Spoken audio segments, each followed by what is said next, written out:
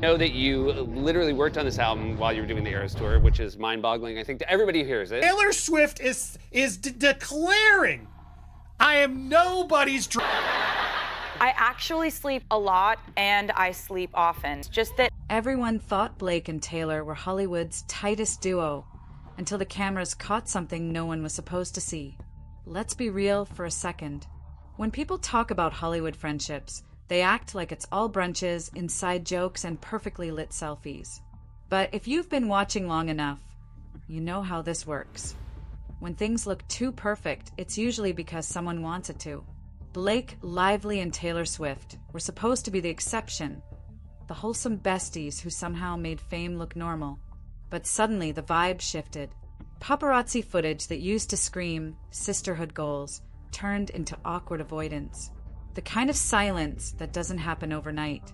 And just like that, the internet did what it always does. Hit replay, slow mo, and built an entire case file around two women who once seemed inseparable. Now, I'm not saying there's a secret war going on here, but come on, something's off. The smiles look forced. The timing looks strategic. And if you've been online the past few weeks, you've seen how fast this story snowballed from a harmless rumor into a full-blown PR crisis. The first clue hit when fans noticed Blake's absence from Taylor's latest outings. No Met Gala hangouts, no backstage pictures, no comments under those cryptic Eras tour posts. Then the hammer dropped. Tabloids started whispering that Blake had distanced herself after being humiliated by Taylor's team. Humiliated? That's a strong word. It doesn't come out of thin air. See, that's what gets people talking. Not the gossip itself, but the way it spreads. One day it's just they haven't been spotted together in months. And the next, an anonymous insider is telling outlets that Blake feels used, overshadowed, or cut off.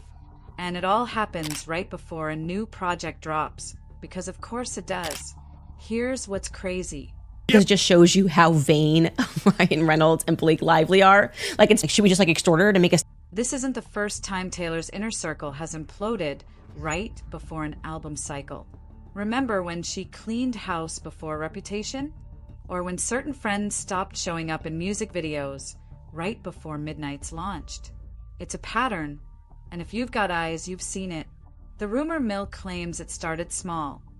Blake making a few offhand comments about privacy, about not wanting her family dragged into Taylor's lyrical universe. Lively had requested that Miss Swift delete her text messages with. But in Hollywood, 1 mile boundary can sound like betrayal. And when you're standing next to one of the most powerful women in the industry, even silence can look like rebellion. That's when the optics turned brutal. Taylor, in typical Taylor fashion, didn't say a word. No denial, no defense, just distance. But Blake? She got the storm. Every headline turned her into the villain of someone else's story. And that's the part people aren't talking about. Because when you strip away the filters, what you're left with is a question nobody wants to answer. If the friendship was real, why did it end like a business deal? Something about this whole situation doesn't feel organic. The timing, the leaks, the narrative, it's all too neat. And you know what happens when stories line up too perfectly? It means someone's editing the footage. So, yeah, maybe it's not just about a friendship falling apart. Maybe it's about control, image, and what happens when the brand becomes bigger than the bond. You know what's wild about Hollywood drama? It never explodes all at once. It leaks, one headline, one photo, one missing like. That's how this whole Blake and Taylor thing unraveled. Quietly, almost politely, until it wasn't. At first, fans chalked it up to schedules. Blake's filming commitments, Taylor's tour, life happening. But then came that award show weekend, you know the one. Everyone expected Blake and Ryan to be front row, cheering Taylor on, because that's how it's always been. Except they weren't there. No red carpet wave, no backstage hug, just absence. And in celebrity culture, silence screams louder than words. Then, a clip started making the rounds. Taylor on stage, smiling through a joke that landed a little too close to home. Something about friends who love the spotlight more than they admit. The crowd laughed, but Blake's name started trending 5 minutes later.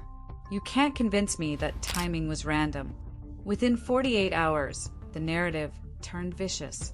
Anonymous sources claimed Blake felt humiliated by Taylor's inner circle, that she'd been cut off after refusing to play along with the carefully curated publicity machine.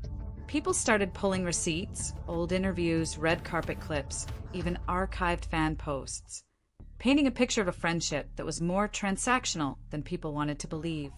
That's the thing. When the internet smells blood, it rewrites the past in real time. Suddenly, every photo looked staged. Every caption felt sarcastic. Every moment of laughter turned into proof that something deeper was brewing all along. And the more everyone tried to make sense of it, the stranger it looked. But here's where it gets even more suspect. Just as the Blake narrative hit peak chaos, Taylor dropped new content.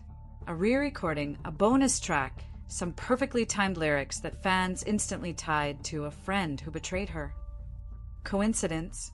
Maybe. But if you've followed Taylor long enough, you know she doesn't do coincidence. She does choreography. Blake, meanwhile, went dark.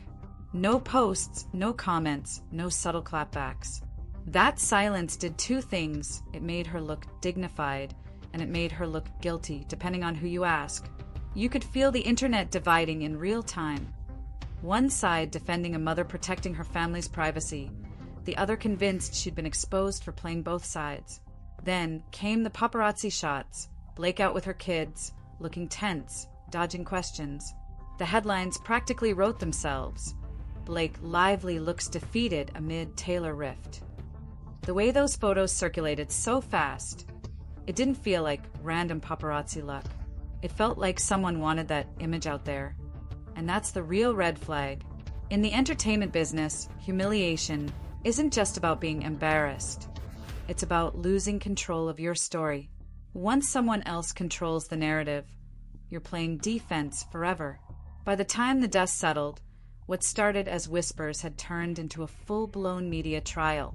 The once perfect friendship that fans worshipped became another Hollywood cautionary tale. A reminder that behind every matching outfit and red carpet smile, there's usually a contract, a camera, and someone keeping score. So yeah, maybe this wasn't just two friends growing apart. Maybe it was a power shift. Because when your image is your currency, any crack in the facade can cost millions. And in that world, loyalty isn't about love, it's about leverage. You ever notice how fast the internet decides who the villain is? Doesn't even wait for evidence, just a headline and a hunch. That's exactly what happened here. One rumor, one emotional quote taken out of context. And suddenly Blake lively became the enemy in a story she didn't even write. Here's the part people forget. These stories don't spread organically. They're engineered. You get a source close to the situation, an influencer thread claiming insider knowledge, a few well-timed paparazzi shots. Boom. You've got a public trial before anyone says a word. And if you pay attention to the timing, it's almost like the outrage was preloaded. The press framed it perfectly. Taylor, the wronged icon, focused on her art. Blake, the jealous friend, cracking under pressure.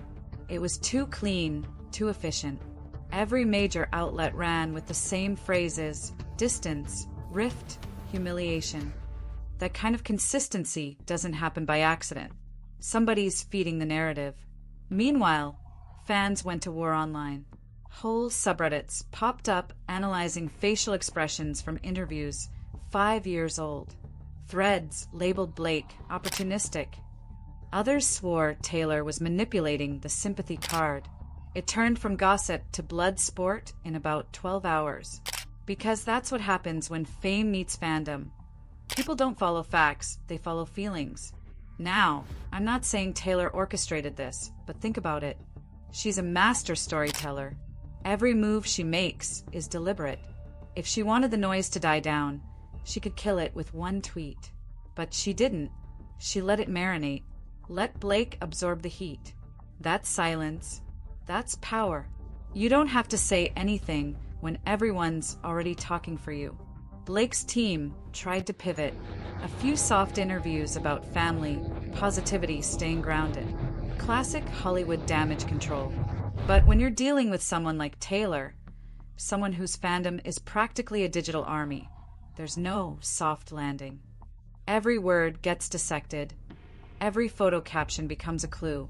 And here's where it gets dark. People started rewriting history in real time. Oh, they were never that close. Blake only used Taylor for attention. Taylor outgrew her. It's revisionist storytelling, built to keep one side clean while the other takes the fall. And it works, because the public wants a hero and a villain. Gray areas don't get clicks.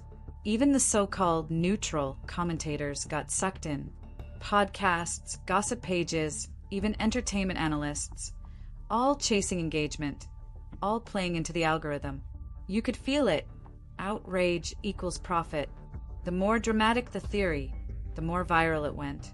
At one point, people even began tracking flight records, comparing who unfollowed who, reading into concert guest lists like they were declassified documents.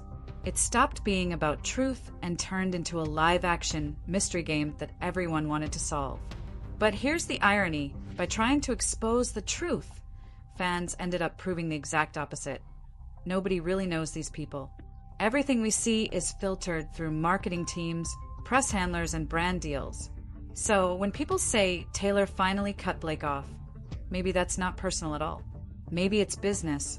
And that's what makes this whole thing feel so strange. When real friendships get turned into content, even heartbreak starts to look scripted. You can't tell where authenticity ends and strategy begins. Because in Hollywood, perception isn't just part of the job, it is the job.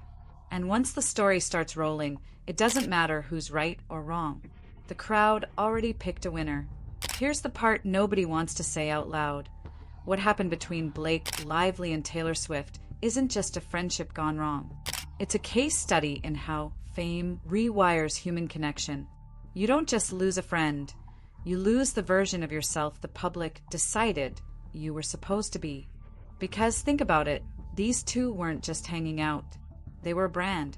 Every photo, every birthday post, every family cameo on social media was feeding a billion-dollar image machine. When you attach that much currency to a friendship, it stops being private, it becomes product. And once something's product, it's disposable. The way this whole thing unfolded, the leaks, the sources, the perfectly timed PR drops, it all points to one thing: control. In this business, the person who controls the story controls the market.